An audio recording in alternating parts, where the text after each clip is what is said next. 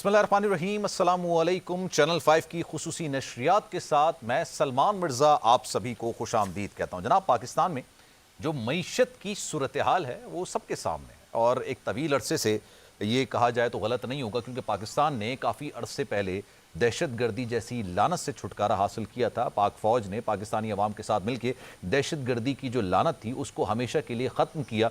लेकिन इस सारी जंग के दौरान, इस सारे मामले के दौरान पाकिस्तान माशी तौर पर काफ़ी ज़्यादा ज़बूहाली का शिकार रहा। इस वक्त भी पाकिस्तान की मईशत है जो कि अपने पैरों पर खड़े होने की कोशिश कर रही है। लेकिन इस सारे टेन्योर के दौरान पाकिस्तान में किसी किस्म के कोई इंटरनेशनल इवेंट्स, उसका बड़ा फुकदान था। फिर बहुत सारे मामला पे ये भी कहा जाने लगा कि पाकिस्तान आइसोलेशन का शिकार हो गया है, पाकिस्तान से कोई बात नहीं करना चाहता। लेकिन ये तमाम चीज़ें आज एक बड़ा इवेंट, एक बड़ा मामला, क्योंकि इसकी जितनी बात की जाए कम है। पूरी दुनिया के अंदर पाकिस्तान का बेहतर इमेज अब उजागर हो रहा है। शंघाई ताउन तंजीम का जो इजलास है वो पाकिस्तान में मुनक्किद होने जा रहा है। कल और परसों ये इजलास मुनक्किद होगा और जो चाइना के वज़ीर आज़म हैं वो भी पाकिस्तान आ चुके हैं। दीगर ममालिक के जो सफ़ीर हैं, जो वफूद हैं, वो भी पाकिस्तान आ चुके हैं। और सबसे अहम बात ये कि भारत, जो कि पाकिस्तान का ना सिर्फ अज़ली दुश्मन है बल्कि पाकिस्तान के ख़िलाफ़ हर्ज़ा सराई करने में कोई भी मौका हाथ से जाने नहीं देता। अब उनके जो जयशंकर हैं, सुब्रमण्यम जयशंकर, जो उनके वज़ीर ख़ारजा हैं, वो भी पाकिस्तान इस सारे मामले के लिए तशरीफ़ लेकर आ रहे हैं। तो ओवरऑल ये एक पाकिस्तान की मईशत के हवाले से भी बेहतर खबर इस सेंस में है, क्योंकि जब भी दो ममालिक के वफूद मिलते हैं, सरबराहान मुमलिकत मिलते हैं, वज़ीर आज़म मिलते हैं, हाईएस्ट जो एग्जीक्यूटिव अथॉरिटी होती है वो जब मुलाकात करती है, तो इस मुलाकात के अंदर ना सिर्फ दो तरफ़ा ताल्लुकात पर बात होती है, ओवरऑल काफ़ी चीज़ों पर बात होती है और पाकिस्तान का एक बेहतर इमेज पूरी दुनिया के सामने जाएगा। अब ये जो शंघाई ताउन तंजीम का इजलास है, इसकी अहमियत और अफादियत कितनी है पाकिस्तान में आने वाले दिनों पर मईशत पर, किस तरह के बेहतर नताइज असरात इसके मुरतब हो सकते हैं, इस पर हमने एक ट्रांसमिशन का एहतमाम किया है और इसमें मदऊ किया हमने साबिक सफ़ीर हैं शाहिद कियानी साहब, किसी तारुफ के मोहताज नहीं है, हमारे साथ मौजूद हैं, और अलमास नकवी साहब जो कि माहिर हैं बैनुल-अक़वामी अमूर के, वो भी हमारे साथ मौजूद हैं। आप दोनों शख्सियत का जनाब बहुत शुक्रिया। शाहिद कियानी साहब, सबसे पहले मैं आपसे शुरुआत करना चाहूँगा, क्योंकि रेलिवेंट शख्सियत हैं आप, सफ़ीर रहे हैं, पाकिस्तान के साबिक सफ़ीर रहे हैं। तो सर, ये कितना बड़ा इवेंट, क्योंकि अक्सर बेशतर लोग, हम आम जबान में बात करें ना, देखें एंकर पर्सन होने की हैसियत से लोग मिलते हैं, मुलाकात करते हैं, बात करते हैं, अक्सर लोग सवाल करते हैं कि जनाब इसका पाकिस्तान की मईशत पर क्या असर पड़ेगा, महंगाई कम हो जाएगी, बेरोजगारी कम हो जाएगी, बेहतर इंसान के मामलात हो सकेंगे। तो ये शंघाई ताउन तंजीम का इजलास तो है, लेकिन उसके साथ साथ ओवरऑल इसका पाकिस्तानी मईशत पर क्या असर पड़ सकता है? सबसे पहले तो जी देखें, ये जो हालात गुजर रहे हैं पाकिस्तान के अंदरूनी भी, बाहर के जब डोमेस्टिक भी, इसके अंदर आप देखें कि ये एक बहुत बड़ा पॉजिटिव ये डेवलपमेंट है कि देखें ना, रीजनल ऑर्गेनाइजेशंस की जो समिट्स होती हैं वो ये नहीं है कि हर रोज हो रही होती हैं जी। ये अब जो हो रही है और पाकिस्तान में हो रही है, इन ममालिक में देखें कि ये जो ममालिक मेंबर्स हैं इसके, वो टेक्निकली तौर पर, तकनीकी और माशी तौर पर बहुत बहुत अहम हैं। रूस है, चीन है, हिंदुस्तान है, ईरान जो दुनिया की largest, one of the largest oil producers है वो है। इनकी जियोपॉलिटिकल लोकेशन के लिहाज से भी, इनकी पॉलिटिकल जियोपॉलिटिकल लोकेशन के लिहाज से भी बहुत अहम है ये मुल्क है, रूस, चीन, हिंदुस्तान, ईरान, और फिर जो सेंट्रल एशियन रिपब्लिक्स के मुल्क हैं। इसमें सबसे बड़ी इंपॉर्टेंट बात ये होती है कि नौ के पाकिस्तान का जो एक इमेज है वो बेहतर होता है, पाकिस्तान में कॉन्फिडेंस रीइंफोर्स होती है कि जी इन्होंने इतनी बड़ी एक रीजनल जो कॉन्फ्रेंस है वो करवाई। फिर देखिए लीडरशिप जो है, heads of government, head of states यहाँ आ रहे हैं। हिंदुस्तान की आपने बात की, बहुत इंपॉर्टेंट है कि हिंदुस्तान के भी उन्हें अपने वजीर खारिजा को भेज रहे हैं आने के लिए। इसमें एक और बड़ी एक चीज होती है कि एफर्टलेस मीटिंग्स होती हैं साइड लाइन्स के ऊपर, वो इशूज जो आपको स्पेशली जाना पड़ता है उन मुल्कों में, आज यहाँ पर साइड लाइन में बहुत सारे ऐसे इश्यूज हैं, ऐसे होते हैं जो आप दोनों मालिक के जो लीडर्स साइड पर बैठकर खामोशी के साथ उन चीजों पर डिस्कस करते हैं और उनको रिजॉल्व करने की कोशिश करते हैं। तो ये चीज है। बाकी एक और जो बड़ी इंपॉर्टेंट है कि जो पाकिस्तान, जो यहाँ पर हमारे खित्ते के अंदर दहशत गर्दी का एक बहुत बड़ा इशू है, जो पाकिस्तान जिसके हम उसके हम अरसा दराज से अब कहता हूँ मुतासर रहे हैं, हम पर असर हो रहा है। जी जी जी जी जी, हम मुतासर रहे हैं दहशत गर्दी के ना, ये कहना चाह रहे हैं हम मुतासर हो रहे हैं। तो आज ये बड़ा इंपॉर्टेंट है कि वो मुल्क जिसमें रूस भी है, चीन भी है, जिसका वो भी उस पर असर होता है। आज वो बैठकर अफगानिस्तान जैसे मुल्क के मुतालिक ये एक राय काम करेंगे, एक कंसेंसस डेवलप होगा कि इस इशू को कैसे रिजॉल्व किया जाए। तो इससे एक चीज ये भी तो है ना, देखें भारत पाकिस्तान के अंदर दहशतगर्दी की कोई भी कार्रवाई होती है, चाहे वो केपी की बात कर ली जाए, चाहे वो बलूचिस्तान की बात कर ली जाए, अभी कराची के अंदर एयरपोर्ट पर जो धमाका हुआ था उसके भी ताने बाने कहीं ना कहीं हमारे पड़ोसी मुल्क से जाके मिलते ही हैं। लेकिन सुब्रमण्यम जयशंकर जो कि भारत से रवाना होने से पहले ये बात कर रहे थे कि जनाब ये सिर्फ समिट में हम लोग जा रहे हैं, कोई दो तरफा बातचीत नहीं होगी। अच्छा, उसूली तौर पर अगर देखा जाए तो समझ ऐसा आ रहा है कि शायद भारत की इंटेंट भी नहीं है पाकिस्तान से बात करने की। यहां पर कितना ब्रेक थ्रू हो सकता है शाहिद साहब? देखिए जी, मैं आपको बता दूं, फॉरेन पॉलिसी के अंदर मैं प्रैक्टिशनर रहा हूं, कोई चीज आखिरी लफ्ज नहीं होता। अगर ये वहां पर बोल कर रहे हैं, मैं नहीं कर सकता, मैं गारंटी तो कोई भी नहीं कर सकता। तो वो वहां पर डोमेस्टिक जो उनकी ऑडियंस है, जिनको उन्होंने प्रिपेयर किया, देखे ना, उनकी हर इलेक्शन कैंपेन के अंदर पाकिस्तान के खिलाफ उनकी कैंपेन होती, जबकि हमारी इलेक्शन के अंदर इंडिया इशू ही नहीं होता। तो वो डोमेस्टिक अपनी जो ऑडियंस है उसको भी वो अपनी तरफ उनको खुश करने की कोशिश करें। लेकिन यहां पर आकर क्या होता है मैं कह नहीं सकता, लेकिन पॉसिबिलिटी हो भी सकती है कि साइड लाइंस के ऊपर बैठकर उनसे मुलाकात की सर, जाए। उनका रवैया अलग है ना, आपको याद होगा जो अभी कुछ तकरीबन 1-2 साल पुरानी बात है ना, जब गोवा के अंदर यही समिट का मुनक्किद हुई थी, बिलावल भुट्टो जरदारी साहब वजीर खारजा की हैसियत से गए थे, तो एज अ होस्ट नेशन होते हुए ये जयशंकर का जो रवैया था पाकिस्तान टुवर्ड्स पाकिस्तान बड़ा अफसोसनाक था। ये देखिए जी, ये उनका अपना नहीं है, वो एक प्रोफेशनल डिप्लोमेट भी रहे हैं और माने दाने अपने एक क्या नाम बड़े मंजे हुए एक डिप्लोमेट भी हैं और अब फॉरेन मिनिस्टर भी हैं। ये उनकी हुकूमत की ये डिसीजन थी कि जी ना मिला जाए जी। क्या ये अक्लमंदी थी? मैं नहीं समझता, क्योंकि जो जब देखिए ना, अगर आप ये मुल्क जिस तरह अमेरिका और रूस हैं, तो दो मुल्क इतने दूर हैं, ये तो आपके बॉर्डर साथ मिल रहे हैं, कोएग्जिस्टेंस की बड़ी जरूरत है, जिसे कहते हैं ना टिरनी और ज्योग्राफी है, कि आपकी ज्योग्राफी मिली भी है, कोई चॉइस आपकी नहीं है, कोएग्जिस्ट करना है आप, और नहीं तो नॉर्मल रिलेशनशिप रख लें। इसके लिए जरूरी है कि आप बात करेंगे मिलके। उन्होंने ये गलती की थी, बहुत बड़ा ब्लंडर था, हो सकता है कि इस दफा उसको वो अवॉइड करें, हो सकता है कि पॉसिबिलिटी हो कि ये साइड लाइन पर मिल लें, मैं इसके मुताबिक कह नहीं सकता, लेकिन अगर मिल लेते हैं तो बड़ी दानिशमंदी होगी।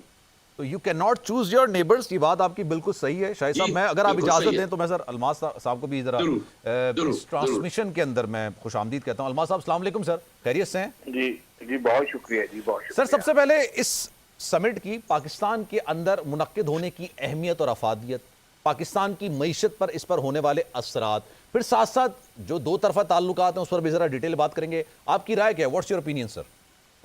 जी, मैं ये समझता हूँ कि 27 साल के बाद जो है इस सतह पे कोई इवेंट जो है पाकिस्तान के जी बिल्कुल, ये शंघाई तावन तंजीम का ये दूसरा सेकंड जो है वो इम्पोर्टेंट फोरम है सरबराहान हुकूमत।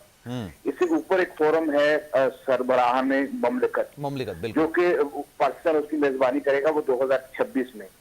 तो ये एक बहुत बड़ा इवेंट है पाकिस्तान की जियोपॉलिटिकल कॉन्टेक्स्ट के अंदर। आपको याद होगा कि कुछ ममालिक, कुछ कुव्वतें चाहती थी कि पाकिस्तान को जो है वो तन्हा किया जाए। तो जब रूस के, चीन के, खित्ते के बड़े ममालिक, ईरान से वक्त आया है, सेंट्रल एशियन रिपब्लिक्स के जो है ना प्राइम मिनिस्टर यहाँ पे आ रहे हैं, तो अगर हम कुछ और ना भी अखज़ करें तो ये जो जियोपॉलिटिकल इसकी जो सिग्निफिकेंस है ये आप कोई भी इससे इनकार नहीं कर सकता। बिल्कुल। तो एक तो ये इसका कॉन्टेक्स्ट है। दूसरा, ये जो फोरम है सरबराहान हुकूमत का, इसका जो बुनियादी एजेंडा है वो मुईशत, तिजारत, सकाफत, सियाहत, कनेक्टिविटी, इन चीजों के ऊपर फोकस इसने करना है। तो ये जो कि मल्टीलेटरल फोरम है, कंसेंसस बेस्ड ऑर्गेनाइजेशन है, इस पे बहुत सारे प्रपोजल जो हैं वो कुछ तो पुराने चलते आ रहे हैं, कुछ इस मरतबा इतला ये है कि 4 नए प्रपोजल जो हैं वो इसके एजेंडे के ऊपर होंगे। अच्छा, उसमें एक प्रपोजल वो पाकिस्तान का प्रपोजल था कि प्रमोशन ऑफ ट्रेड बॉडीज जो है ये प्रपोजल पाकिस्तान ने एससीओ में प्रेजेंट किया, जिसको तमाम मेंबर्स ने एक्सेप्ट कर लिया, और वो प्रपोजल अब जो है एक ज्वाइंट प्रपोजल के तौर पे कंसीडर होगा। फिर इसके अलावा एक काजाकिस्तान का प्रपोजल था जिसमें प्रेफरेंशियल बेसिस जो है वो इस रीजन के ऊपर बनाने जा रहे हैं, वो प्रपोजल जो है वो जेर बहस आएगा। फिर इसके बाद रूस का एक प्रपोजल था क्रिएटिव इकोनॉमीज का, जी ठीक है, वो इसके एजेंडे पे है। चौथा प्रपोजल जो है वो इकोनॉमिक डायलॉग है, वो अमंग द एससीओ मेंबर्स जो है वो शुरू होने जा रहा है। देखिए ये एक मल्टीलैटरल ऑर्गेनाइजेशन है, इससे हम ये तवक्को करेंगे फौरी तौर पे इसके कोई मतलब इस साल या अगले साल या उससे अगले साल कोई नताइज बरामद हो जाएंगे, ऐसा नहीं है। ये एक लॉन्ग टर्म प्रोसेस है।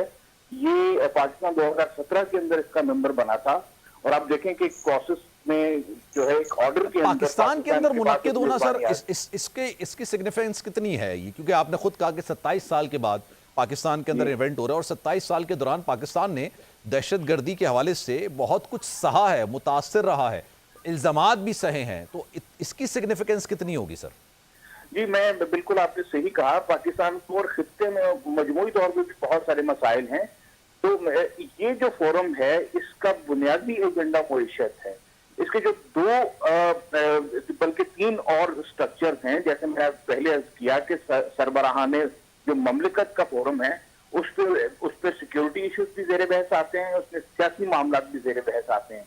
इसके अलावा एक वज़राए खारजा की सतह के ऊपर एक फोरम है इसका, जिसमें सिक्योरिटी पॉलिटिकल दोनों चीजें जेर बहस आती हैं। फिर एक रीजनल एंटी टेररिस्ट स्ट्रक्चर है जो कि प्योर टेररिज्म के ऊपर जो है वो काम करता है। बिल्कुल। अगर हम फोकस करें, ये जो पाकिस्तान के अंदर इस वक्त सेशन हो रहा है, इसका एजेंडा ना सिक्योरिटी है ना पॉलिटिकल है।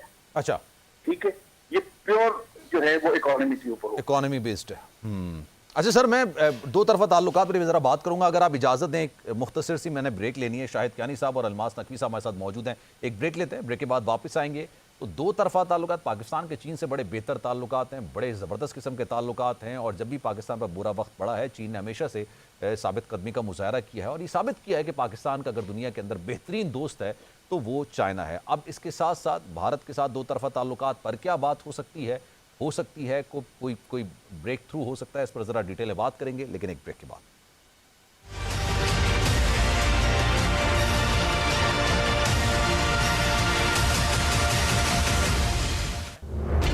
जून 2017 जब वजीर आजम मोहम्मद नवाज शरीफ की क़यादत में पाकिस्तान शंघाई ताउन तंजीम का मुस्तकिल रुकन बनकर आलमी उफ़क़ पर जगमगाया। Today is a historic day for Pakistan. The SCO gives us a powerful platform for partnerships to promote peace, build trust and spur economic development for shared prosperity. अक्टूबर 2024 आज एक बार फिर वजीर आजम मोहम्मद शहबाज शरीफ की क़यादत में पाकिस्तान पहली बार SCO के इजलास का मेज़बान बनकर आलमी तवज्जो का मरकज़ व महवर बन चुका है। SCO represents a promising future, and I reaffirm Pakistan's commitment to working together to strengthen SCO as an active and integrated regional forum to achieve our common objectives of peace and prosperity in line with the Shanghai spirit. SCO Pakistan 2024 में शिरकत के लिए पाक सरजमीन पर आने वाले सरबराहान मुमलिकत और मुअज़्ज़ज़ मेहमानों को दिल की अथाह गहराइयों से खुश आमदीद।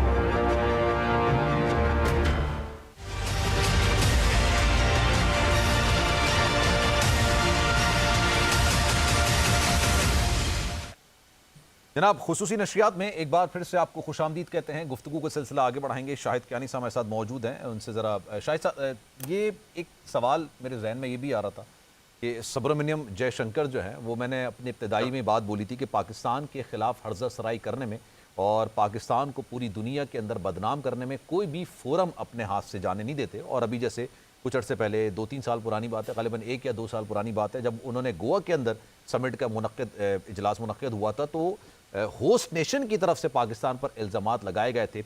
अब पाकिस्तान में भारतीय किसी रिप्रेजेंटेटिव का, अब वो वजीर खारजा हो, अभी तो वजीर खारजा ही आ रहे हैं वफूद की सतह पर, लेकिन एक तवील अरसे के बाद भारत का कोई रिप्रेजेंटेटिव पाकिस्तान की सरजमीन पर आ रहा है, आपको क्या लगता है, is there any going to कोई ब्रेक थ्रू होगा इस पे?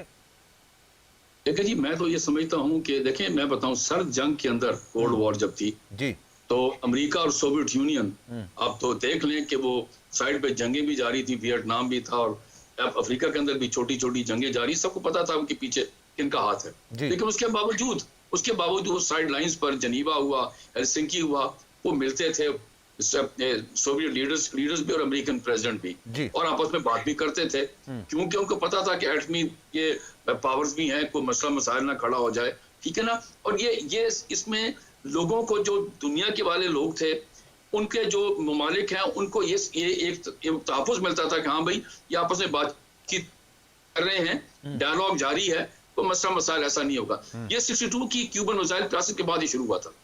यहाँ पर पाकिस्तान का, मैं समझता हूँ उनका यहाँ आना, ठीक है जी, मैं ज्यादा मैं इतना हॉरोस्कोप तो मेरे सामने नहीं है, उनका आना मैं समझता हूँ कि पॉजिटिव चीज है।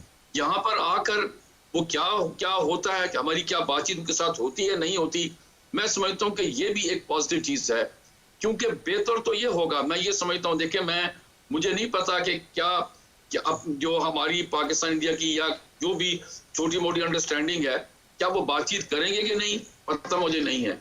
लेकिन मैं ये समझता हूँ कि अगर आ जाना, ये भी एक पॉजिटिव स्टेप है इंडिया की तरफ से। हालांकि उन्होंने, हमारे वजीर खारजा साहब जब गए थे गोवा में, तो उन्होंने बातचीत नहीं की थी, कोई अक्लमंदी नहीं। लेकिन बताऊं कि दुनिया पाकिस्तान को भी ऐसे ही करना चाहिए, आपको लगता है या नहीं? ये फेवर में नहीं है पाकिस्तान के? देखिए, किसी फेवर में बातचीत ना हो, जी जी बिल्कुल नहीं, मैं नहीं समझता। देखिए, मैं कोई ऑफिशियली मैं प्रीवी नहीं हूं टू दी जो इंफॉर्मेशन है, लेकिन मैं ये समझता हूं कि दोनों ममालिक चाहेंगे। देखिए, मैं अपनी ओपिनियन देता हूं कि कोई ब्रेक थ्रू हो, कोई बातचीत हो। उसकी वजह मैंने फिर आपको बता रहा हूं कि ये जो हमारी इतना बड़ा बॉर्डर है, जिसके अंदर देखिए लाइन ऑफ कंट्रोल इस तरह खामोश है, हमने ये अपना करतारपुरा वाला खोला हुआ, ये चीजें फिर आपको याद है, हमने एक बड़ा पॉजिटिव चीज की थी कि ये जो हिंदुस्तान ने कोई असिस्टेंस भेजी थी अफगानिस्तान को, तो हमने इजाजत दे दी थी बॉर्डर से यहाँ से गुजरने की। तो ये चीजें हम कर चुके हैं। मैं ये समझता हूँ कि दोनों ममालिक की इंटरेस्ट में होगा कि ये ब्रेक थ्रू कोई हो, कोई बातचीत हो। जहां तक हिंदुस्तान की टेररिज्म के पीछे जो उनके मसले मसाइल, हमें पता है हमें यह क्या है, तो यही वक्त होगा आपको बताने का कि ये काउंटर प्रोडक्टिव पाकिस्तान का भी तो बड़ा क्लियर स्टांस है ना। पाकिस्तान ने भी तो इस बात को कहा हुआ है कि जब तक आप ये आर्टिकल 270 और 35(1) को रिवोक नहीं करते हैं, अनटिल अनलेस आपसे कोई बात नहीं होगी। और इसके बाद, इसके निफाज के बाद जो भारत का मौकिफ है वो भी क्लियर हो, कहते हैं जनाब अब तो बात करने का फायदा ही नहीं है, हमने तो बात ही कश्मीर के इशू पर करनी थी, लेकिन अब हमने उसकी जो कानूनी हैसियत थी उसी को खत्म कर दिया, गैर कानूनी तरीके से, गैर आईनी तरीके से सल्ब किया गया, उनकी आजादी को सल्ब किया गया। लेकिन जो भी किया, अब वो कहते हैं मैं बात ही नहीं करनी आपसे। देखिए जी, मैं आपको इतना बताऊं, मैं बात आपसे इत्तेफाक करता हूं, लेकिन देखें, कश्मीर के डिस्प्यूट में तीन हैं पार्टीज, फरीक, कश्मीरी खुद, हिंदुस्तान और पाकिस्तान। जब तक हिंदुस्तान पाकिस्तान बातचीत नहीं करेगा, इस मसले का हल किसी तरफ जा नहीं सकता। आपको खुद भी पता है, मुशर्रफ साहब के जमाने में हुआ, उससे पहले हुआ, बस डिप्लोमेसी थी, वो सारी इसी की तरफ थी। अब ये कहते हैं कि जी ये नहीं होगी। तो आप देख लें, जब इलेक्शंस हुई हैं इंडियन ऑक्युपाइड कश्मीर में, बीजेपी को बड़ी बुरी मार पड़ी है। हालांकि उन्होंने कोई कसर नहीं छोड़ी खराब करने की। जम्मू को ज्यादा सीटें दे दी बजाय कि कश्मीरी को, जहां की आबादी ज्यादा है, लेकिन उनको मार पड़ी है। ये मैं बता दूं, ये बहुत बड़ा सेटबैक है उनके लिए। और वहां पर देखें, नेशनल कांग्रेस वालों ने, उमर अब्दुल्ला साहब ने भी कहा है कि जी हम इसको रिवर्स करने में वक्त लगेगा स्टेटहुड का। तो मैं ये समझता हूँ कि ये जो उन्होंने किया है वो काउंटर प्रोडक्टिव है, इसका उनको कोई एडवांटेज नहीं मिलेगा। देखें ना, मैं एक छोटा सा सवाल करता हूँ, आप वो कहते हैं जी ये इशू नहीं है, इशू नहीं है तो जब 5 लाख फौज रखी निकाल लें, फिर देख लें आपका क्या बनता है आपका। तो ये उनके लिए मसले मसाइल हैं, वो भी इससे निकलना चाहेंगे, इसमें से निकलना चाहेंगे। उसके लिए पाकिस्तान के साथ बातचीत किए बगैर ये मसला हल नहीं हो सकता। और आपको लगता है कि समिट में दो तरफा हो सकती है बात या नहीं? पॉसिबिलिटी है, मैं कुछ कह नहीं सकता, पॉसिबिलिटी है। ठीक है, अलमा साहब, आपकी क्या राय है इस सारे मामले के अंदर? देखें, पाकिस्तान का क्लियर एक स्टांस भी है, मौक़िफ़ है कि भाई आपने कश्मीरियों के हुकूक सल्ब किए हुए हैं। आप आज से नहीं, एक तवील अरसे से वहाँ पर रियासती दहशतगर्दी कर रहे हैं। भारतीय फ़ौज वहाँ पे बड़ी तादाद में 5 से 7 लाख की जो फ़ौज वहाँ पर आपने डिप्लॉय की हुई है। हर 2 कश्मीरी पर आपने एक भारतीय फ़ौजी को वहाँ पर तैनात किया हुआ है। वहाँ पर जेनोसाइड किया जा रहा है, वहाँ पर जोग्राफियाई सूरत हाल को तब्दील किया जा रहा है, वहाँ पर जो कश्मीरी हैं उनको हटा के जो पंडित हैं उनको बसाने की कोशिश की जा रही है। आप तमाम चीज़ें आपने कर ली हैं, लेकिन जब तक आप ये आर्टिकल 35 से 270 इसको रिवोक नहीं करेंगे, हम आपसे बात नहीं करते। हम उस वक्त तक आपसे, इंडिया का पॉइंट ये है कि जनाब अब हमें बात ही नहीं करनी आपसे, क्योंकि जिस मकसद, जिस इशू पर बात करनी थी, हमने कानूनी, गैर कानूनी, आईनी, गैर आईनी, बजोर ताकत किसी ना किसी तरीके से रियासती दहशतगर्दी करके हमने उस पर कब्जा कर लिया, काबिज हो गए। तो आपको लग रहा है कोई ब्रेक थ्रू होगा सर? जी, मैं जैसे कि शायद कियानी साहब ने जिक्र किया कि डिप्लोमेसी के अंदर कुछ भी जो है वो खारिज इम्कान नहीं होता, दुरुस्त, कुछ भी मुमकिन है। लेकिन अगर हम कुछ मारूजी हालात अगर सामने रखें तो मेरे नजदीक, मेरी जाती राय है, गलत भी हो सकती है, कल को अगर यहाँ पे चाइना भी है, रशिया भी है, डिप्लोमेसी अगर काम करती है, हो सकता है कोई किसी को कन्विंस करने में कामयाब हो जाए। लेकिन मुझे नहीं लगता कि दो तरफा सतह पे कोई पेशरफ्त हो सकती है। उसकी बुनियादी वजह, एक तो इंडियंस जो हैं वो ये समझते हैं कि इस वक्त पाकिस्तान को अंदरूनी तौर पे कुछ मसाइल का सामना है, जैसे मईशत है या जो सियासी यहाँ पे बेचैनी है जी। तो उनके हाथ से हमेशा ये तस्वुर है कि हम किन के साथ बात करें। एक तो ये कॉन्टेक्स्ट उनके ये पस मंजर में हमारे रहना चाहिए। दूसरा, इस वक्त क्योंकि इंडिया एक बड़ी इकोनॉमी है, अपने आप को एक पावर के तौर पे प्रोजेक्ट कर रही है, पूरी दुनिया की नजरें उनकी तरफ हैं, तो वो शायद ये समझते हैं इस वक्त के एक कमजोर हुकूमत या एक कमजोर दुश्मन के साथ हम बात करके कोई इंसेंटिव हमें बात करने की जरूरत नहीं है। मैं इसको जियो पॉलिटिकल और पावर इक्वेशन के अंदर मैं इस इक्वेशन को देख रहा हूं। में आप देख रहे हैं, बिल्कुल ठीक है। तो मुझे नहीं लगता कि वो आप उनके रवैये, उनके बयानात, वो चाहे इंडियन प्राइम मिनिस्टर हो, चाहे फॉरेन मिनिस्टर हैं, उनका लबो लहजा आप देखें, एक गरूर है उनके अंदर, वो तकब्बुर में बात करते हैं, वो एंगेजमेंट चाहते ही नहीं है, वो नहीं समझते कि इनको कोई इंसेंटिव मिलेगा। लेकिन पाकिस्तान को एंगेजमेंट करने से क्या फायदा होगा सर? वही वाली बात है ना, दो तरफा ताल्लुकात होने चाहिए, बिल्कुल टॉक्स होनी चाहिए। दुनिया में जब जापान के 2 शहरों पर अमेरिका बम गिरा सकता है तो उसके बाद वो लोग अगर बात कर सकते हैं तो फिर ऑब्वियसली हर कोई बात कर सकता है, सारी चीजें हो सकती हैं। लेकिन उसके पाकिस्तान को क्या फायदा है? देखिए जी, ख्वाहिश और हकीकत में फर्क है। देखिए, हमारी ख्वाहिश तो हो सकती है कि हम जो है वो ताल्लुकात बेहतर रखें, लेकिन ये बुनियादी तौर पे ये मैं पावर इक्वेशन में बात करूंगा कि जो डोमिनेंट प्लेयर जो है किसी भी रीजन के अंदर, एक पावरफुल, वो अपने हमसायों को, जो दूसरे ममालिक हैं उसको मतलब उसके ऊपर सबॉर्डिनेट उनको रखना चाहता है, उसको डोमिनेट करना चाहता है। ये मेंटेलिटी है इंडियंस की इस वक्त के, वो इस तरह के खित्ते के या साउथ एशिया में एटलीस्ट वो डोमिनेट करें, ठीक है, और वो डिक्टेट करें इस रीजन की जियो पॉलिटिक्स को और जियो इकोनॉमिक्स को। पाकिस्तान इस स्टेटस को एक्सेप्ट करने के लिए तैयार नहीं है। मैं प्योर पॉलिटिकल और प्योर पावर इक्वेशन को मैं एक्सप्लेन करने सर, मैं थोड़ा ना ये दो तरफा ताल्लुकात के वाले से या तिजारत के वाले से जरा डिटेल में पढ़ भी रहा था। मैं जरा शाहिद साहब से भी इसका जवाब लूंगा। शाहिद साहब, ये बताइए, पाकिस्तान और भारत की सरहदें मिलती हैं, पाकिस्तान और भारत अजली दुश्मन है, आज से नहीं तवील अरसे से लड़ते चले आ रहे हैं, कई जंगी हो चुकी हैं। तो सर, यही सूरत हाल फिर चाइना और भारत की भी तो है।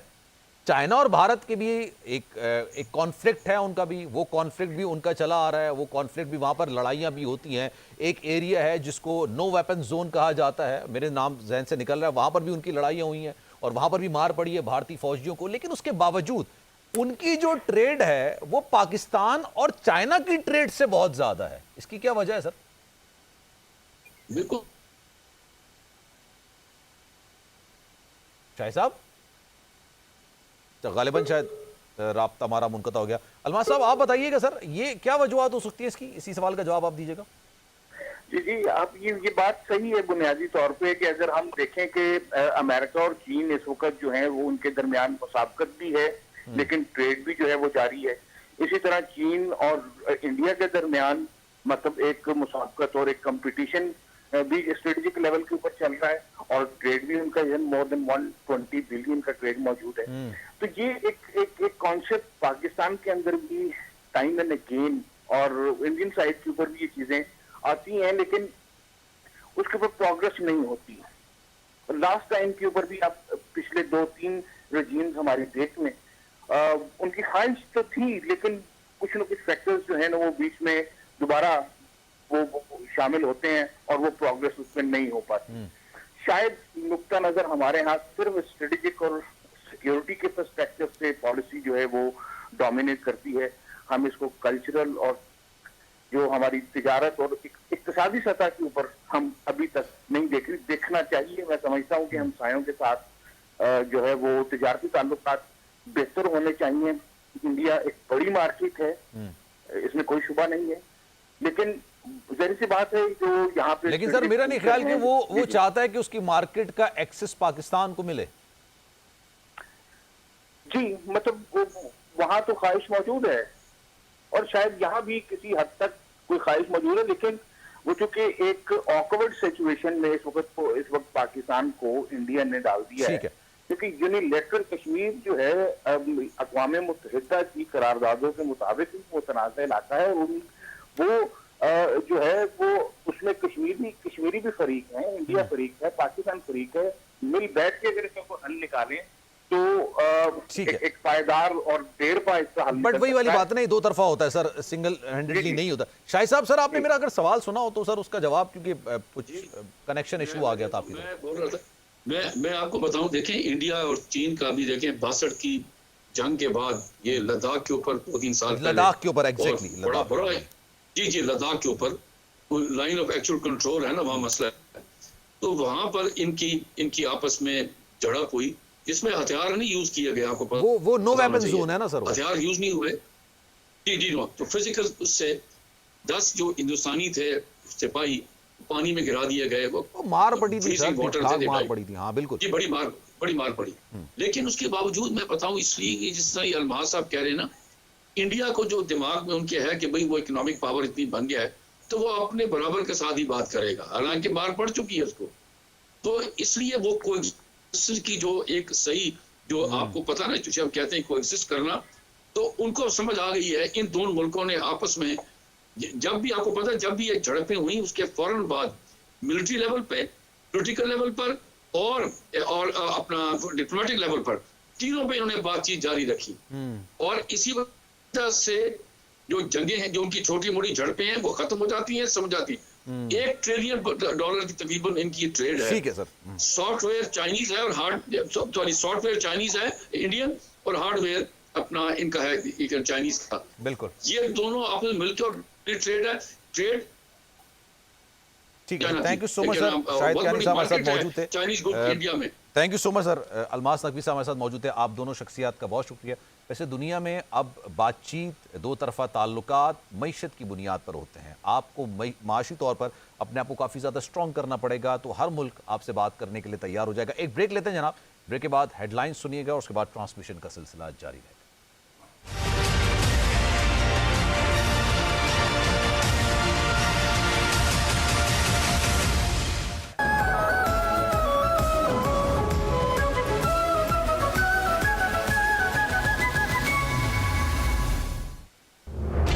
जून 2017 जब वजीर आजम मोहम्मद नवाज शरीफ की क़यादत में पाकिस्तान शंघाई ताउन तंजीम का मुस्तकिल रुकन बनकर आलमी उफ़क़ पर जगमगाया।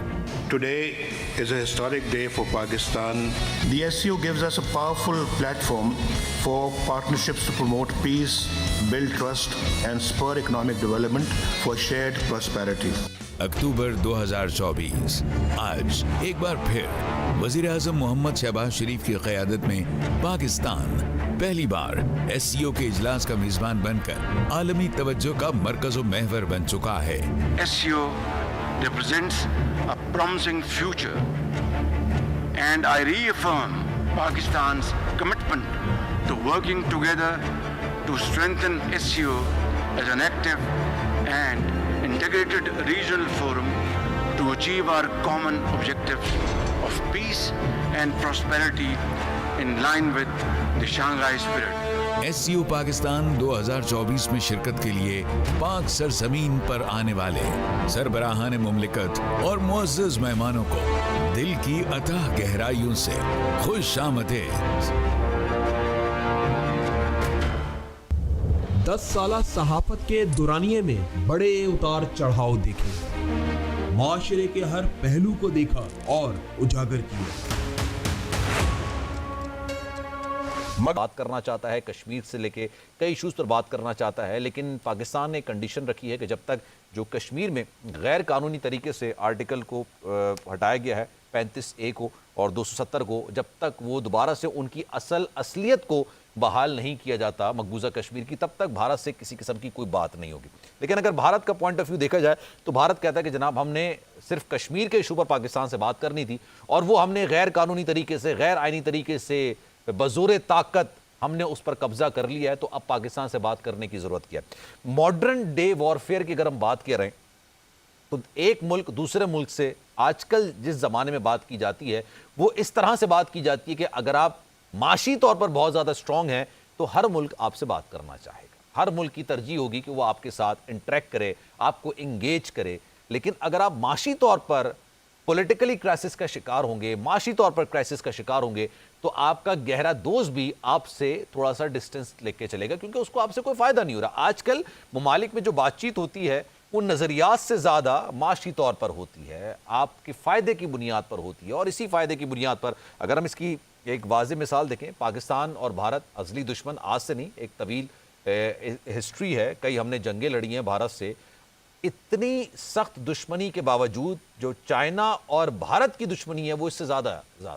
अब लद्दाख की बात की जाए, लद्दाख एक उनका कॉन्ट्रोवर्शियल एरिया है, वो जो एरिया है नो वेपन जोन कहलाया जाता है, लेकिन वहां पर भी चाइनीज जो फौजी हैं और भारतीय जो फौजी हैं उनकी आपस में झड़प हो चुकी है। लेकिन पाकिस्तान और चाइना गहरे दोस्त होने के बावजूद पाकिस्तान और चाइना की इतनी ज्यादा ट्रेड नहीं है जितनी ज्यादा ट्रेड भारत और चाइना की है, जो कि एक दूसरे के बड़े शदीद किस्म के दुश्मन है। 62 की उनकी एक जंग भी हो चुकी है। तो आजकल दुनिया में जब भी बातचीत की जाती है तो माशी तौर पर बात की जाती है, अपने मुल्क को मजबूत करने के लिए कितना फ़ायदेमंद हो सकती हैं ये टॉक्स, इस बुनियाद पर बात की जाती है। तो इसी ज़रा तमाम चीज़ों पर ज़रा डिटेल में बात करेंगे। मुनव्वर हुसैन साहब इस वक्त मुझे चाइना से ज्वाइन कर चुके हैं, उनसे ज़रा गुफ्तगू का सिलसिला आगे बढ़ाते हैं, फिर आगे चल के हंसते हैं। जावेद साहब भी ये माहिर बैनुल-अक़वामी अमूर हैं, इनसे ज़रा डिटेल में बात करते हैं कि इस समिट का पाकिस्तान की मईशत पर असर होगा, क्योंकि 27 साल के बाद एक बहुत बड़ा इवेंट पाकिस्तान के अंदर हो रहा है, पाकिस्तान का बेहतर इमेज दुनिया के पास जा रहा है। मुनव्वर साहब अस्सलाम वालेकुम सर, खैरियत से हैं?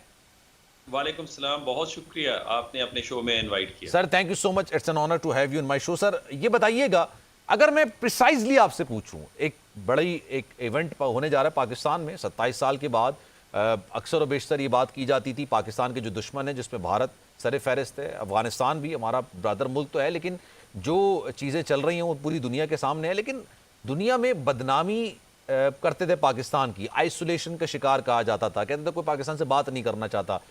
इसकी सिग्निफिकेंस कितनी है जो कल से ये समिट शुरू होने जा रही है? देखें, इसकी सिग्निफिकेंस को जानने के लिए, समझने के लिए हमें इसे 3 सतहों पे देखना होगा। पहली सतह दो तरफा ताल्लुकात या रियासती सतह के ऊपर अगर आप देखें, जिस तरह आपने जिक्र किया, पाकिस्तान की जो माशी मखदूश हालत रही है और उसके साथ सियासी हम आहंगी का फुकदान रहा, फिर दहशत गर्दी की वजह से पाकिस्तान का बैरूनी दुनिया में कोई अच्छा तासुर नहीं था, इस वजह से इन्वेस्टमेंट भी यहाँ पे नहीं आ रही थी, और जो पहले से कंपनीज ने इन्वेस्टमेंट की थी वो यहाँ से उनका भी इनखला हो रहा था। इस पे मज़ीद जो है भारत ने पाकिस्तान को तनहा करने के लिए, चाहे वो वॉइस ऑफ अमेरिका हो या रशिया टुडे हो, उसके अंदर एक झूठे आर्टिकल्स को पब्लिश करवाया, यहाँ तक के खित्ते के अंदर दहशत गर्दी भी करवाई, जिसका जिक्र फैटफ ने अपनी रिपोर्ट के अंदर दिया जी।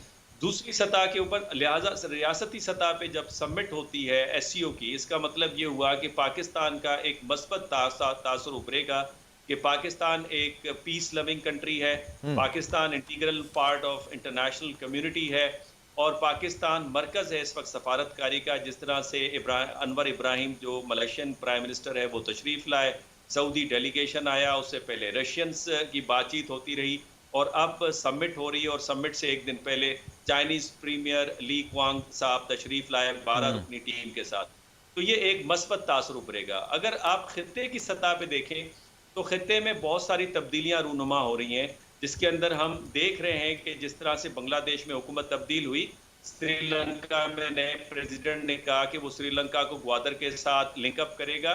जिस तरह मोहम्मद बीजू की तहरीक मालदीव्स में नजर आई, नेपाल ने अपने नक्शों को जारी किया और इस वक्त भूटान भी चाहता है कि चाइनीज इन्वेस्टमेंट हो। तो लिहाजा चाइना पाकिस्तान की जो कोऑर्डिनेशन है उससे और इंडिया की जो एंटागोनिस्टिक पॉलिसीज रही हैं अपने पड़ोसी ममालिक के हवाले से, जिसके बायस भारत इस वक्त तनहा हो रहा है और खित्ते के जो मसाइल हैं स्पेशली गुर्बत को दूर करना, इकोनॉमिक प्रॉस्पेरिटी को अचीव करना, क्लाइमेट चेंज की जो सूरत हाल है उसको टैकल करना, सस्टेनेबल डेवलपमेंट और टेक्नोलॉजी की ट्रांसफर की जहां तक बात आती है तो पाकिस्तान और चाइना रीजन के साथ कनेक्ट होते हुए नजर आ रहा है। तो उस हवाले से भी ये समिट उसको एक बूस्ट देगी। और तीसरी बात ये कि अगर आप इसको बैनुल अक़वामी सतह पे देखें तो हम देख रहे हैं कि उसके स्ट्रक्चर में एक तब्दीली रूनुमा हुई है कि यूनिपोलैरिटी से ऑक्टेगोनल मल्टीपोलर वर्ल्ड की तरफ हमने किया है।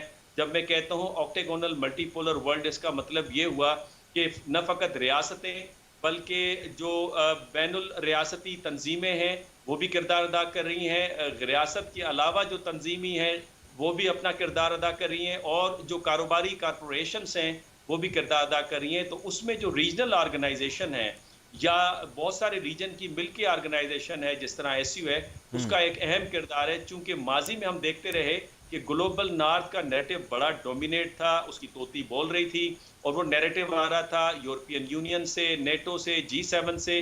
अब ग्लोबल साउथ की आवाज़ और इसके मसाइल को भी उजागर किया जा रहा है और वो प्लेटफॉर्म है एससीओ, ब्रिक और उसके साथ नॉन अलाइंड मूवमेंट। जहां तक भारत का सवाल है तो भारत इस वक्त मुझे ट्रबल सिचुएशन में नजर आता है। अच्छा। और उसको भी आप तीन सतहों पे उसे हम देख सकते हैं। पहली सतह रियासती सतह है जिस पे आप देखते हैं कि भारत के अंदर जो मोदी साहब की हुकूमत है वो इस तरह पावरफुल नहीं है जिस तरह माजी के अंदर बड़ी पावरफुल नजर आती है। फर्स्ट टेन्योर में जितनी पावरफुल थी उतनी नहीं है। बिल्कुल आप सही कह रहे हैं, उतनी नहीं है। सीटें एग्जैक्टली सीटें उनको कम मिली हैं। फिर जो भारतीय सोसाइटी है वो पोलराइज्ड हो गई है, फ्रेगमेंटेड है, नस्ली बुनियादों पर, मजहबी बुनियादों के ऊपर, इलाकाई बुनियादों के ऊपर। नॉर्थ और साउथ के दरमियान में गहरा आपको फर्क नजर आता है उनकी सोच के अंदर, उनके स्टाइल के अंदर, उनके कारोबार के अंदर। तो लिहाजा एक पोलराइजेशन है। तो भारत रियासती तौर पे, और फिर लोग सवाल उठा रहे हैं कि मोदी साहब की पॉलिसीज जो हैं वो पॉलिसीज कारगर साबित नहीं हो रही। दूसरा जो अगर आप खित्ते की सतह पे देखें, जो भारत की जो पॉलिसीज रही हैं हिंदुत्व के तहत, जिसका जिक्र मैंने पहले भी किया, जहां पे भारत, अगर मैं ये एहतियात से न कहूं कि तनहा हो गया है खित्ते में, लेकिन कम से कम एक ग्रीवेंसेज हैं पड़ोसी ममालिक को। यही वजह है कि वो चाइना और पाकिस्तान के साथ ज़्यादा इंटरेक्ट करते हुए नजर आ रहे हैं, उनका कॉन्फिडेंस लेवल ज़्यादा है बनिस्बत भारत के।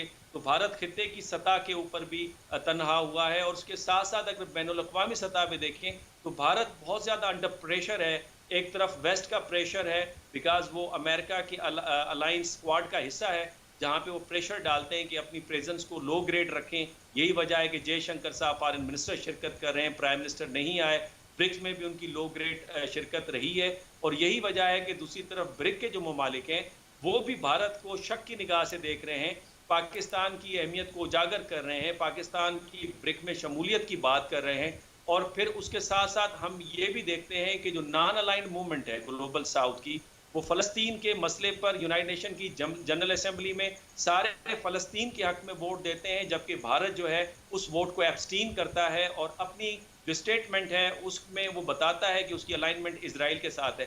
तो भारत इस वक्त अंडर प्रेशर है, रियासती सतह पे भी, खित्ते की सतह पे भी और बैनुल अक़वामी सतह पे भी।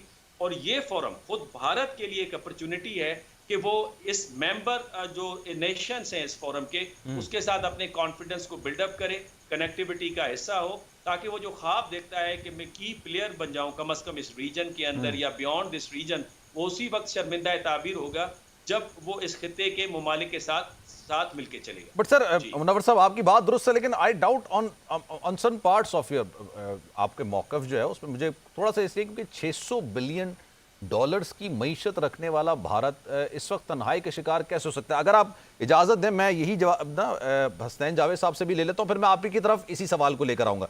हसनैन जावेद साहब, डू यू एग्री कि इस वक्त भारत जो है वो तन्हाई का शिकार है? 600 बिलियन डॉलर्स की मईशत उनके पास है, हर मुल्क उनके साथ ट्रेड करने की ख्वाहिशमंद रखता है क्योंकि मार्केट बड़ी स्ट्रांग है, मार्केट बड़ी उनकी एक आप समझ लें कि हर जगह वो पेनिट्रेट कर जाते हैं इजीली। अच्छा, सबसे पहले thank you very much. I completely agreed with Munawwar sahab, क्योंकि डॉक्टर मुनव्वर, क्योंकि आप ये समझिए कि इस टाइम पर जो मईशत होती है वो आज है और कल नहीं है, उसकी डायरेक्शन मूव हो जाती है। आप ये देखें कि उनके जयशंकर के रीसेंट जो उन्होंने स्टैंस लिया है, उन्होंने कहा कि पाकिस्तान के साथ हम किसी किस्म का बायलैटरल ताल्लुक नहीं रखना चाहते, हम मल्टीलैटरल की वजह से आ रहे हैं और I'll try to be a good boy, right? सो वो एक अच्छे अपने आप को एक अच्छा इंसान जाहिर करने के लिए, एक अच्छा मेंबर जाहिर करने के लिए एससीओ के तौर पे वो आ रहे हैं और उनके अंदर वही सारी चीजें हैं। और दूसरी तरफ उन्होंने चाइना के लिए जो बड़ी स्टेटमेंट की वो ज्यादा मैटर करती है पाकिस्तान से भी ज्यादा, कि वो चाइना के साथ किसी किस्म का कोई ताल्लुक नहीं रखना चाहते। अब इसका मतलब ये हुआ कि वो यहाँ पर एक तरफ तो रशिया के साथ हैं और रशिया के थ्रू जो है वो यूरोप तक अपना ऑयल बेच रहे हैं और फिर इसी तरीके से अमेरिका को बेच रहे हैं और सऊदीया को बेच रहे हैं। और इस लिहाज से ना वो पाकिस्तान से ताल्लुक रखना चाहते हैं और चाइना के साथ ताल्लुक नहीं रखना चाहते। ये स्टेटमेंट खारजा पॉलिसी के तौर पे दोनों तौर पे इमेच्योर तरीन स्टेटमेंट्स हैं। अगर आप बायलैटरल मामलात के अंदर नहीं आना चाहते और इसके अंदर खित्ते के अंदर आप ये समझ लीजिए कि शंघाई ताउन तंजीम जो है वो चीन, रूस और पाकिस्तान, इंडिया जैसे ममालिक की वजह से आबादी के लिहाज से बड़ा इत्तेहाद है, जबकि ये दुनिया का 40% रकबे को कवर करता है। अब मैं आपको आने वाले वक्त में ये बता दूं कि आने वाले वक्त के अंदर माने या ना माने माशी कुव्वत तो साउथ ईस्ट एशिया ही है और उसके अंदर पाकिस्तान को आप निगलेक्ट नहीं कर सकते। पाकिस्तान अपनी जोग्राफियाई मामलात और हालात और सब की वजह से I really appreciate Russia and I really appreciate China कि जिसने पाकिस्तान को वेन्यू बनने से हटने नहीं दिया, क्योंकि कल को कोई भी बात बैठेगी तो चाइना पाकिस्तान में आके बैठेगी और इसमें कोई शक नहीं कि आगे आने वाली दुनिया में हाँ और ना के फैसले इसी खित्ते में होंगे। अब इंपॉर्टेंट तरीन बात यह है कि चाइना क्यों आइसोलेशन में जा रहा है। इधर से वो अफगानिस्तान के साथ ताल्लुकात रखता है, लेकिन अफगानिस्तान को एससीओ के अंदर ऑब्जर्वर ममालिक के तौर पर रखा गया। हालांकि एक और मुल्क है जिसको ऑब्जर्वर के तौर पर रखा गया लेकिन उसको शामिल किया गया। अब अफगानिस्तान के साथ वो काम जो ले रहा है वो ले रहा है आरएसएस की आइडियोलॉजी के ऊपर, यानी वो रॉ के थ्रू पाकिस्तान के ऊपर जो चाइना यानी सी पैक को बर्बाद करने के लिए पूरा निशाना बना। Let me correct you sir, I was shocked sir, क्योंकि आपने शायद कह दिया चाइना इस वक्त तन्हाई का शिकार है, भारत का आप जिक्र कर रहे हैं, आपने शायद चाइना नहीं, सॉरी भारत, जी जी बिल्कुल। बट सर मेरा एक पॉइंट और भी है, मैं चाहूंगा सर इस आप अपनी बात के साथ इसको ऐड भी कर दीजिएगा। सर इंडिया और चाइना की trade 113.83 billion dollars. Sir Pakistan की इतनी ट्रेड है उनके साथ?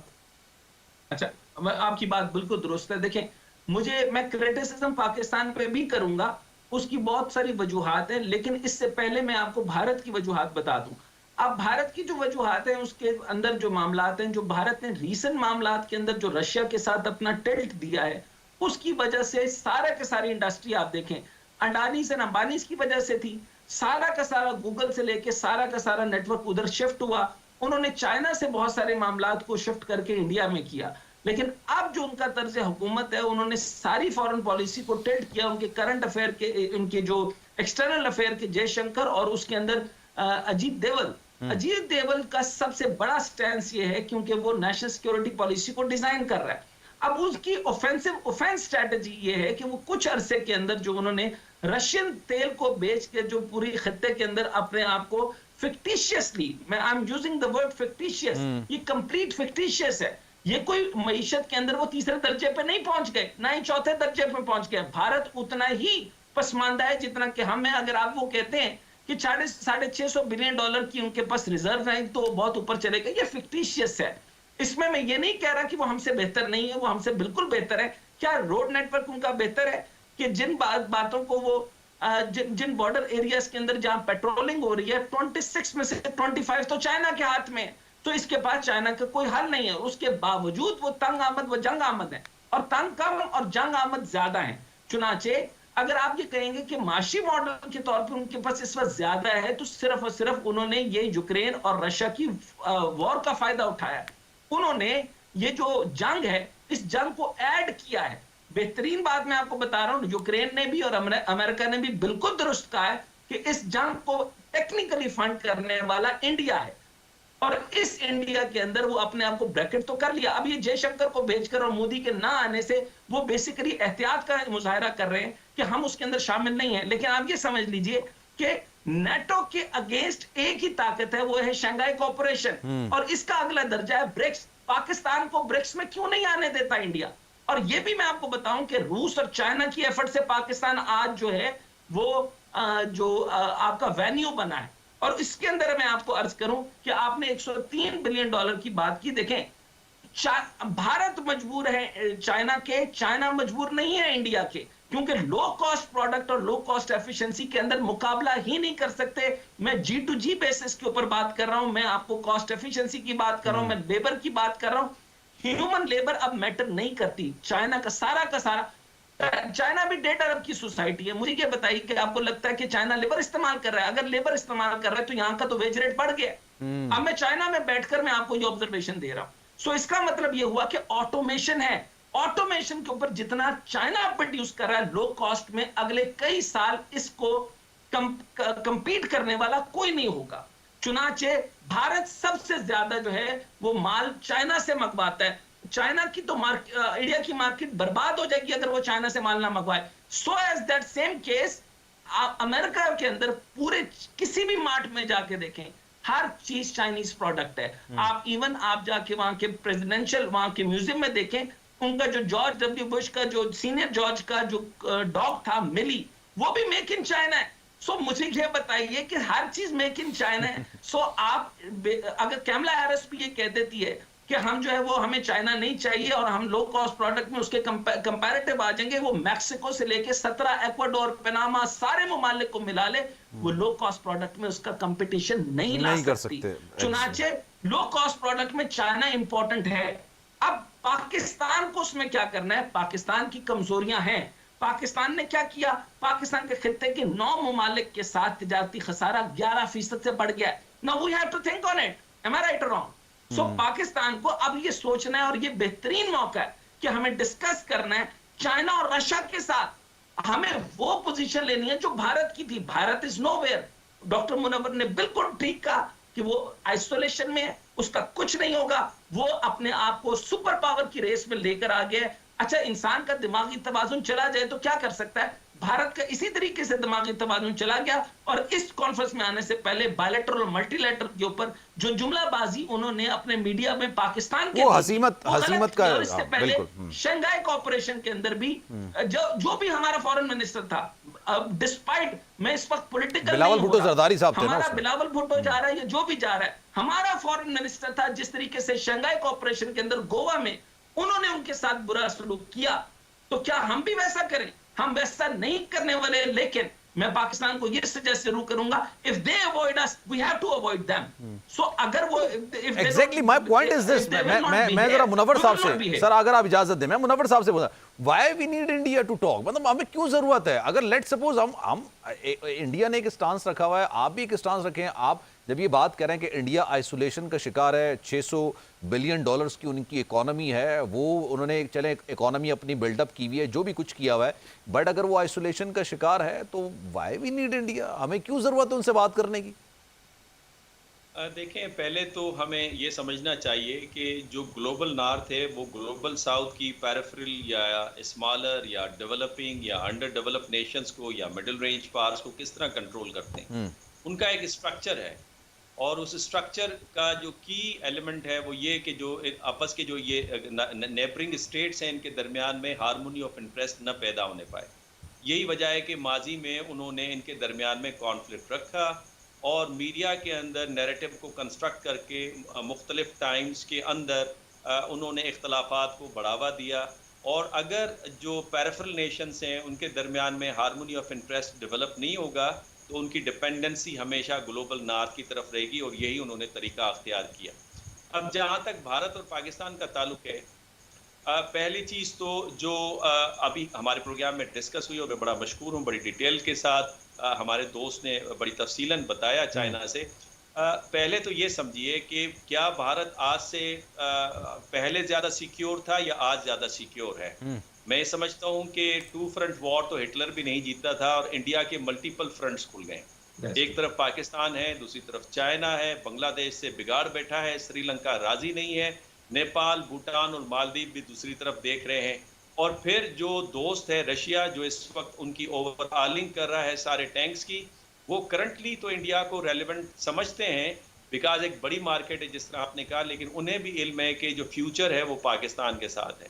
चीन की 125 बिलियन डॉलर या आप 117 बिलियन डॉलर या 113 billion dollar what ever the figure is, उनके साथ ट्रेड तो जरूर है, लेकिन वो ट्रेड चाइना के फेवर में है न कि इंडिया के फेवर में है, और फिर इंडिया की जो लो और मिडिल रेंज इंडस्ट्री है वो उनके ऊपर डिपेंड कर रही है।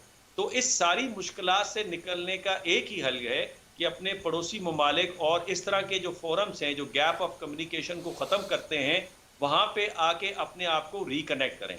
और ये कोई नई बात नहीं है, उसमें 2 पॉइंट्स में आपके साथ शेयर करना चाहूँगा। जयशंकर जो अपने आप को काफ़ी रैशनल समझते हैं, जिस तरह से हेनरी किसिंजर प्रेसिडेंट निक्सन की पॉलिसी को रैशनलाइज करते थे, कंडोलीजा जिस तरह से रैशनलाइज करती थी प्रेसिडेंट बुश जूनियर की पॉलिसी को, इसी तरह से वो डिपिक्ट करते हैं, अपने आप को प्रेजेंट करते हैं कि जो मोदी साहब का जो एजेंडा है उसको रैशनलाइज करना, उसके ऊपर आर्टिकुलेटेड नैरेटिव बिल्डअप करना, वो असल में काम है जयशंकर साहब का। तो अगर आप रैशनल हैं और आप इस फोरम के ऊपर आ रहे हैं, तो आपको याद होना चाहिए कि माजी में इसी तरह की स्टेटमेंट अटल बिहारी वाजपेयी साहब की हुकूमत ने दिया था जब वो इस्लामाबाद 2003-04 मुशर्रफ साहब की हुकूमत में तशरीफ ला रहे थे। उन्होंने ये फरमाया था कि हम पाकिस्तान से किसी भी हवाले से बातचीत नहीं करेंगे, और बाद में साइड लाइन पे मीटिंग हुई।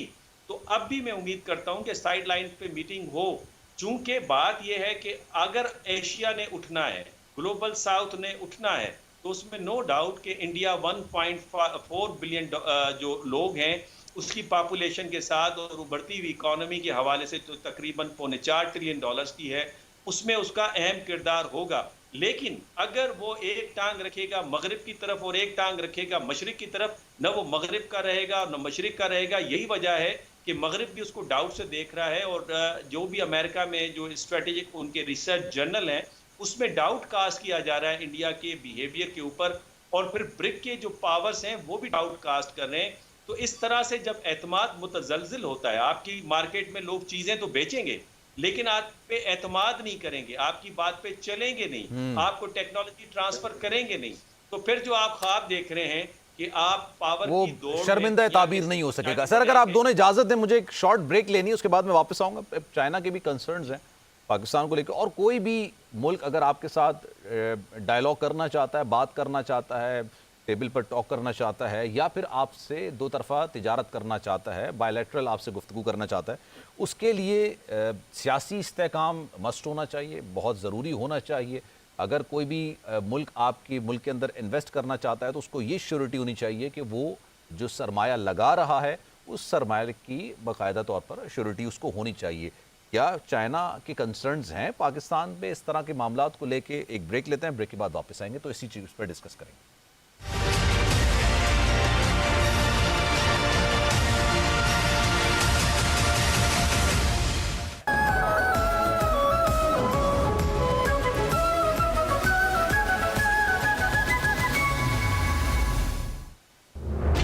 जून 2017 जब वजीर आजम मोहम्मद नवाज शरीफ की क़यादत में पाकिस्तान शंघाई ताउन तंजीम का मुस्तकिल रुकन बनकर आलमी उफ़क़ पर जगमगाया। Today is a historic day for Pakistan. The SCO gives us a powerful platform for partnerships to promote peace, build trust and spur economic development for shared prosperity. अक्टूबर 2024 आज एक बार फिर वजीर आजम मोहम्मद शहबाज शरीफ की क़यादत में जयशंकर के लफ्ज़ है, मैंने नहीं कहा, ये quote unquote, no normal relationship with China. दूसरी बार वो जयशंकर ये कह रहे हैं कि we had recently said that the roughly 75% of the disagreement problem with the China have been sorted out, and remarked that all allude during the Asian society interaction. अच्छा, China के साथ समहाउ वो बेहतर करने की कोशिश करेगा, लेकिन उसके साथ ही वो जो है वो रशिया के साथ जो शॉर्ट टर्म प्लानिंग कर रहा है कि बेहतरीन ऑयल उनका लेकर वहां से फिल्टर करके और बाकी जो है वो उसको क्लियर करके वो आगे बेचने का मामला, जिसकी वजह से मैं उसको फिक्टिशियस इकोनॉमी कहता हूं, उसमें उसने दरमियान में पैसा बनाया है। अब ये समझ लें कि रशिया यूक्रेन वॉर की वजह से पूरे यूरोप ने टेक्निकली बायकॉट किया, अमेरिका बायकॉट किया, लेकिन प्रॉब्लम यह है कि अब सऊदी के पास उतना ऑयल नहीं है जितना रशिया के पास है। रशिया के पास मेटल है, गोल्ड है, बहुत कुछ है लेने को। अब उनका इंटरमीडिएट कौन है? अब पॉइंट यह है कि यहां पर डिस्कस क्या होना था? डिस्कस ये होना था कि आपने करेंसी स्वैप हो सकता है, डी-डॉलराइजेशन हो सकता है। ये बड़े सब्जेक्ट थे जो शंघाई कोऑपरेशन में तो मे भी डिस्कस होंगे, लेकिन ये ब्रिक्स का बड़ा सब्जेक्ट है। इंडिया नहीं चाहता कि पाकिस्तान उसका मेंबर बने, वरना हम उसका इंटरमीडिएट बन के यानी उसके सारे मैटर हम सॉल्व कर सकते थे। अब हमें सिर्फ ये चाहिए कि हमारे पास यहां पर एक मुस्तहकम हुकूमत होनी चाहिए, और मुस्तहकम हुकूमत जो है, जो काम इंडिया कर रहा है वो हम करें, ताकि वाया जो हमारा जो कनेक्टिविटी है यूरोप के साथ, हमारी कनेक्टिविटी अमेरिका के साथ। देखिए पाकिस्तान का स्टैंस बड़ा क्लियर है, पाकिस्तान इस टाइम पर सारी दुनिया के साथ अच्छे रवाबत कायम करना चाहता है। ये इकोनॉमी का दुनिया है, इकोनॉमिक पिवट है, और इकोनॉमिक पिवट के जरिए हमें चलना होगा। इसके दरमियान में आप ये समझने की कोशिश करें कि नेटो बमुकाबला एससीओ ये तंजीम ताकत में तवाजुन के लिए है। अगर ये बैलेंस ऑफ पावर कायम नहीं रहेगा तो कैसे रहेगा? इधर एक तरफ नेटो है, नेटो आपका जो है, जिस तरीके से डॉक्टर मुनव्वर ने ग्लोबल साउथ और ग्लोबल नॉर्थ की बात बड़ी क्लियर कर ली। आप ये देखें कि बाकी जो ममालिक है, बेलारूस से लेके सारी बेल्ट आपके पोलैंड तक जो है, वो क्या आप जाने देंगे? ऑफ कोर्स नेटो को वो नहीं जाने देंगे। इसी के मुकाबले में ये तंजीम जो है वो शंघाई कोऑपरेशन बहुत इंपॉर्टेंट है। अब शंघाई ताउन में जो है वो 40% रकबे को जो कवर कर रही है, उसका इतना बड़ा स्टेक है कि 32% मईशत हमारे पास यानी शंघाई कोऑपरेशन के पास है। अब इंडिया ने 3 ममालिक, आपने बहुत अच्छी बात की, 3 ममालिक को नाराज कर बैठे। हसीना वाजिद कोलैप्स हो गया, उसकी वजह से अमेरिका उससे उतना ही नाराज है जितना कि बांग्ला के ये ऑफसेट की वजह से है। इसी तरीके से पाकिस्तान को वो साइडलाइन करना चाहता है। अब आईएमएफ की तमाम शराइत से आपको अंदाजा हो गया होगा कि हमारे पास 22 शराइत के बाद हमने आईएमएफ माना है, और उसके अंदर बड़ी शराइत ये है कि हमने 23 इकोनॉमिक जोन्स को जो है वो कोई फैसिलिटेशन नहीं देनी, और 9 इकोनॉमिक जोन जो पहले चल रहे हैं, और उसके बाद जो गवादर आ गया तो यूएई के लिए तो मुसीबत बन जाएगी और सऊदीया के लिए मुसीबत बन जाएगी। लेकिन पॉइंट यह है कि चाइना उसकी बैक पर है, तो पाकिस्तान दोबारा से रिवैम्प कर सकता है। चुनाचे हमें बैलेंस ऑफ पावर पे देखना है। अब दुनिया इस वक्त कई ऐसे इत्तेहाद मौजूद हैं जो मईशत या सिक्योरिटी और दिफाई जरूरियात के लिए बनाए गए। चुनाचे इसमें बड़े इत्तेहाद जैसे कि G7, G20, क्वाड और नेटो और एससीओ हैं। अब मुझे ये बताइए कि G7 किसका है, G20 किसका है, क्वाड किसका है? क्वाड जो है वो ऑस्ट्रेलिया है, इंडिया है, बाकी 4 ममालिक हैं जो इसके अगेंस्ट चल रहे हैं। अब नेटो जो है वो भी अगेंस्ट चल रहा है। एससीओ वाहिद है जो कि इस पूरे खित्ते को मजबूत करता है, और इंडिया जो है वो उसने एक जो डायरेक्शन लिया है वो बहुत गलत डायरेक्शन ली है। आप चाइना और जापान की एग्जांपल ले लें कि बेहतरीन ट्रेड है, लेकिन आपस के अंदर उतना ही नफरतें हैं जितनी हमारे और इंडिया में हो सकती हैं। लेकिन उनके पास जयशंकर नहीं है, वो कहते हैं trade is trade and the war is war, और नफरत होती है। इस दुनिया के अंदर नफरतें अब नहीं हो सकती, न्यूक्लियर दुनिया है, नफरतें बेहतर नहीं है। चुनाचे अगर आप ये समझने की कोशिश करें कि हमें इस टाइम पर ऑब्जर्वर अफगानिस्तान को मिस कर बैठे। अब ताजिकिस्तान, उज्बेकिस्तान, तुर्कमानिस्तान से जितनी गैस पाइपलाइन आनी है, हमें वाया अफगानिस्तान के थ्रू हमें अफगानिस्तान से रिलेशन बेहतर करने हैं, लेकिन ये रिलेशन हमें बेहतर इंडिया नहीं करने दे रहा। हम डेफिनेट चाहते हैं कि हमारे अफगानिस्तान से ताल्लुकात बेहतर हो, ताकि हम गैस पाइपलाइन के ऊपर काम करें। हम ईरान से ताल्लुकात बेहतर करें, जो 80 किलोमीटर की एक छोटी सी लाइन आनी थी वो हम नहीं ला सके। अमेरिका को डील करने के लिए बेहतरीन तरीका यह है कि जब हमारे मामलात यहाँ पे बेहतर होंगे तो हमारी बाइंग पावर बेहतर हो जाएगी, हमारी निगोशिएशन पावर बेहतर हो जाएगी। आप बिल्कुल सही कह रहे हैं, थोड़ी सी चीजों को बेहतर लेकर चलना है। बिल्कुल। मुनव्वर साहब, how do you see it, आप कैसे देखते हैं इसको? देखिए, मैं समझता हूँ पाकिस्तान के फिल वक्त 3 मेजर चैलेंजेस हैं। पहला चैलेंज तो सलमान ये है कि हमारा आउटडेटेड स्ट्रक्चर है और उसको हम रिफॉर्म के जरिए बेहतर कर सकते हैं। और चाइना की बहुत ज़बरदस्त तारीख है रिफॉर्म की, स्पेशली 1990s के रिफॉर्म के बाद हमने देखा कि चाइना इकोनॉमिक जायंट के तौर पर दुनिया में उभरा है। खुद अमेरिका के साथ हमारे ताल्लुकात काफ़ी अच्छे हैं और अमेरिका की जो तारीख है रिफॉर्म की वो काफ़ी आला है। आप जेफरसन से लेकर जैक्सन, मेडिसन और फिर विल्सन और डिलानो रोजवेल्ट से लेकर आप क्लिंटन तक आ जाएं तो बहुत ज़्यादा एक रिच रिफॉर्म की हिस्ट्री है जिससे आप सीख सकते हैं। और 2-4 महीने पहले चाइना ने अरब वर्ल्ड से और अफ्रीकन वर्ल्ड से लीडर्स को मंगवाया था और अपने मॉडल का उन्होंने दौरा करवाया। आपका जो ब्यूरोक्रेटिक स्ट्रक्चर है जिसे रेड टेपिज्म कहते हैं, उसमें तकरीबन 20 से 22 हज़ार आपके जो ब्यूरोक्रेट्स हैं वो डुअल नेशनलिटी के हैं, तो लिहाजा वो फिर सारे प्रोसेस को डिले कर देते हैं। फिर आपको पॉलिटिकल रिफॉर्म्स की ज़रूरत है, ये दूसरा बड़ा चैलेंज है जो पॉलिटिकल इनस्टेबिलिटी है। और मैं चाहता हूं कि ये जो माजी में हमारी रविश रही है कि अपोजिशन को हमेशा दीवार से हम लगाते हैं और फिर गद्दारी के सर्टिफिकेट्स हम देते हैं, इसको हम छोड़ दें, क्योंकि ये सारी पावर की स्ट्रगल है और पावर की स्ट्रगल बातचीत के जरिए ही हल हो सकती है। तो जब तक पॉलिटिकल स्टेबिलिटी नहीं आएगा, इन्वेस्टर्स उस कॉन्फिडेंस के साथ आपके मुल्क के अंदर नहीं आएगा। और यही वजह है कि चाइना ने यही बात की और यही डिमांड रखी है कि आप पॉलिटिकल स्टेबिलिटी ले आए। तीसरा जो है सिक्योरिटी का मसला है और वो अंदर से ज़्यादा बैरूनी दुनिया की वजह से जो होस्टाइल एजेंसीज एंड कंट्रीज़ हैं, जिसका जिक्र हसनैन जावेद साहब ने बड़ी तफसीलन किया कि भारत ने जो टेरर फाइनेंसिंग कर रहा है, ये मैं नहीं कह रहा, ये फेटफ कह रही है, और जो इलीगल वेपन्स और ट्रेनिंग प्रोवाइड कर रहा है जिससे पाकिस्तान के KPK के अंदर और बलूचिस्तान के अंदर खलफशार पैदा की जा रही है ताकि कनेक्टिविटी के प्रोजेक्ट्स को डिस्टर्ब किया जाए। और इस हवाले से क्वाड्रिलेटरल जो मीटिंग है वो हुई है जिसमें चाइना, पाकिस्तान, ईरान और रशिया इन्होंने मिलकर अफगानिस्तान के ऊपर बातचीत भी की और अफगानिस्तान खुद इस फोरम का ऑब्जर्वेशन का उसको स्टेटस मिला हुआ है कि वो ऑब्जर्वेशन कर सकता है इस सारी समिट को। तो मैं ये समझता हूँ कि ये 3 बुनियादी चैलेंज है जिसको हमें ओवरकम करना होगा, लेकिन अदरवाइज ये एक बेहतरीन अपॉर्चुनिटी है जिससे पाकिस्तान का तासुर भी बढ़ रहा है, पाकिस्तान के अंदर इन्वेस्टमेंट भी आएगी। और फिर उसकी एक निशानी ये है कि देखिए रशिया जो है 72 मेंबर डेलीगेशन लेकर पाकिस्तान आया, ये बहुत बड़ी बात है और तारीख में पहली बार हुआ है। और 72 जो डेलीगेशन है वो सिर्फ समिट को अटेंड करने नहीं आए, इन्वेस्टमेंट की बात होगी, डिफेंस कोऑपरेशन की बात होगी, हैवी इंडस्ट्री की बात होगी, नॉर्थ साउथ जो उनका जो एनर्जी कॉरिडोर है उस पर बात होगी। और फिर हमें ये समझना चाहिए कि इस सारे फोरम के तहत CPEC 2 की बात भी हो रही है और CPEC 2 इतना इंपॉर्टेंट है कि एक तरफ एनर्जी को प्रोड्यूस करने वाले ममालिक सऊदी अरब और UAE इसका हिस्सा बन रहे हैं, तो दूसरी तरफ यूरोप के साथ लिंक करने के लिए टर्की और रशिया भी इसका हिस्सा बन रहे हैं। तो आप इससे इमेजिन कर सकते हैं कि कनेक्टिविटी का प्रोजेक्ट जो है कहाँ जा रहा है। तो लिहाजा जो IMEC था इंडिया का वो डूब गया बिकॉज ऑफ द गजावार, और ये जो W3 का कॉन्सेप्ट था मेकिंग द बेटर वर्ल्ड वो भी इस वक्त तक अब उस प्रैक्टिकल शेप नहीं ले पाया। तो मैं समझता हूँ कि इस वक्त अगेन आई वुड से कि रैशनैलिटी का तकाजा ये है